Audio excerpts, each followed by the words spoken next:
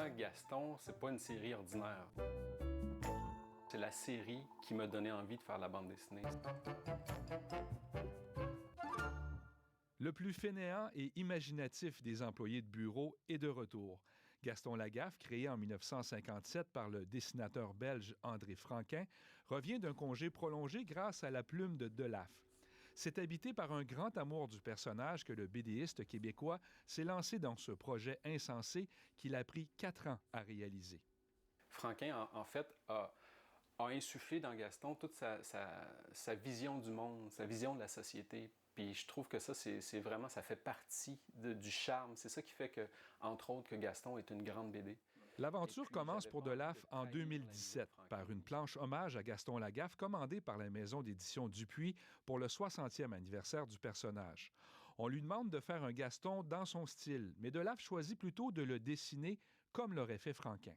Impressionné par son travail, l'éditeur belge lui propose alors l'un des plus grands défis de sa carrière, soit faire un album complet de ce personnage anticonformiste. Delaffe accepte, mais à la condition de pouvoir prendre le temps qu'il faut, conscient des risques qu'il encourt de plonger dans cet univers presque sacré. Gaston, c'est tellement gros, c'est tellement, tu sais, je sais que tout ce que je vais faire va être scruté à la loupe, puis on va me dire, ah, c'était tellement meilleur quand c'était Franquin qui le faisait, tu sais. Je sais tout ça, mais je l'ai fait pareil, tu sais. Puis c'est pas pour me faire dire, t'es donc ben bon, là, c'est parce que j'avais envie de travailler sur ce projet-là, parce que ça avait du sens pour moi. Tu vois, quand Gaston il part de son bureau, là, quand il dit ses adieux à Jeanne, là, il y a une enveloppe sous le bras. Là. Ouais. Ça, c'est les planches de son ami dessinateur. Même si Delaffe connaît bien Gaston et ses comparses Fantasio, Léon Prunel et Mademoiselle Jeanne, il effectue un long travail de préparation en amont pour bien maîtriser tous les codes de cette bande dessinée qui a fait rigoler des générations de lecteurs. Il a même revu son trait de crayon pour que sa technique s'apparente davantage à celle de Franquin. Toujours dans le désir de bien respecter l'esprit d'origine, il décide de maintenir les personnages à leur époque, des années 1970, tout en faisant des clins d'œil au présent.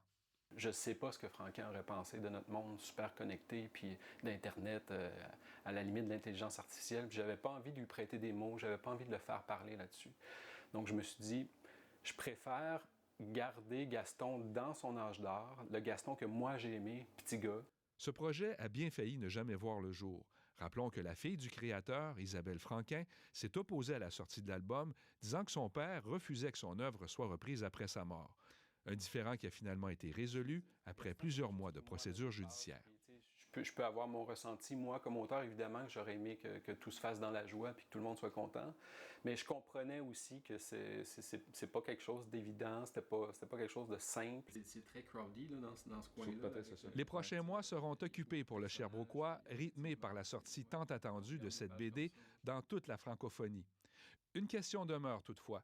Y aura-t-il une suite au retour de Lagaffe?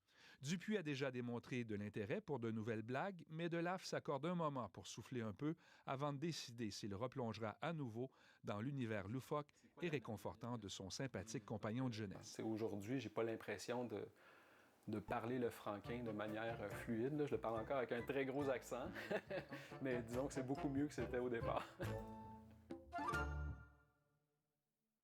Beaucoup de travail derrière tout ça, effectivement. Ça a été une grosse année, Régent, pour Delaffe. Oui, on l'a senti un peu quand même essoufflé, fatigué, et on peut le comprendre. Ça a été des années extrêmement exigeantes pour lui, d'autant plus qu'il a perdu sa mère en septembre dernier. C'est une difficile épreuve pour lui. Il nous partageait que, heureusement, elle a pu voir le fruit de son travail avant son départ. Elle savait à quel point c'était important pour son fils, ce projet de refaire Gaston Lagaffe. Puis c'est ça, dans les derniers moments, ben c'est ça, elle était très malade. Puis là, j'espérais juste pouvoir avoir l'album avant qu'elle parte pour lui montrer. Mais l'imprimeur a décidé de relier quelques exemplaires en urgence pour que ma mère puisse le voir.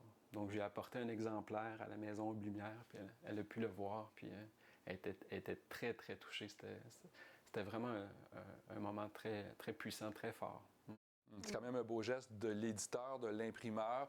D'ailleurs, Delaffe qui s'envole dans les prochaines heures pour l'Europe parce que le lancement officiel aura lieu le 22 novembre. L'album sera disponible dans toute la francophonie et le lancement a lieu à Paris.